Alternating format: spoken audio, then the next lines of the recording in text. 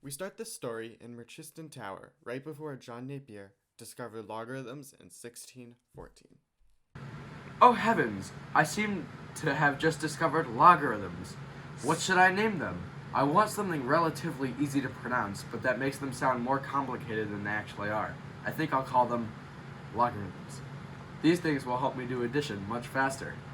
Suddenly from the future, Gregory with a license to kill. I'm Gregory de St. Vincent. I think that's a stupid use for logarithms. Why did you do that? You were just too dumb. With him out of my way, we can now use logarithms to find an unknown variable in an exponential function, which means we now can have an inverse of an exponential function. That seems boring. It's not, Why? because it can help a lot of people in occupations. Hey Tom, how's it going? Good. And you? Good, thanks. So I see it's been a while since we've last seen each other. How did the tricks I taught you last time work? Not well at all. They barely helped. The problem just won't go away. It needs to be 5, not 4, not 6. 5 examples of jobs that use logarithms. I know it's weird, but I can't sleep at night. Well, let's see here. I think I can help you out. Things like software engineers, financial managers, real estate agents, logging workers, and economists. One more thing. Go ahead. I can't seem to visualize 2 scenarios in which logarithms are used. Well, think about this.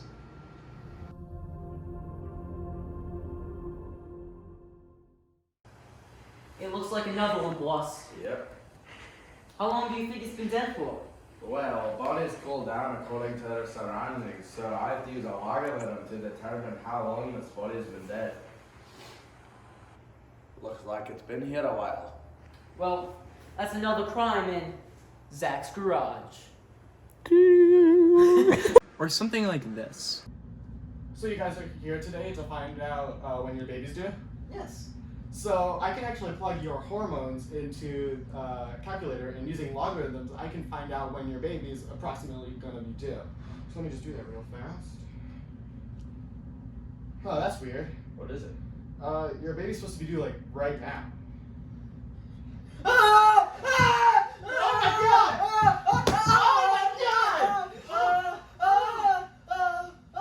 It's a beautiful baby girl.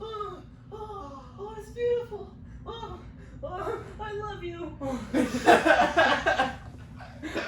not putting that in. Yes, we are. Okay, kids, this is what a logarithmic graph looks like. No. That is false. A logarithmic graph looks like this. Since you are incapable of teaching, I will finish this lesson. Everybody, turn your textbook to page 471. This is what the logarithmic graph actually looks like. To pronounce it, you say log base 10 of x equals y. Now, how do you find the inverse? Let's take a look at this example. F of x equals log base 3 of x. First, you have to make f of x equal y. Then, you switch the positions of x and y, so now our equation is x equals log base 3 of y. Now, because of the rule if y equals b to the power of x, then log base b of y equals x, you can make the equation 3 to the power of x equals y. You can also do this backwards by making an exponential function a logarithmic function. You take 3 power of x equals y. Now, you put everything in order, so y equals log base 3 of x. And now, you can replace y with f of x. You can also transform logarithmic graphs. For example, if we make our equation y equals log base 3 of x plus 3, we can shift our graph to the left.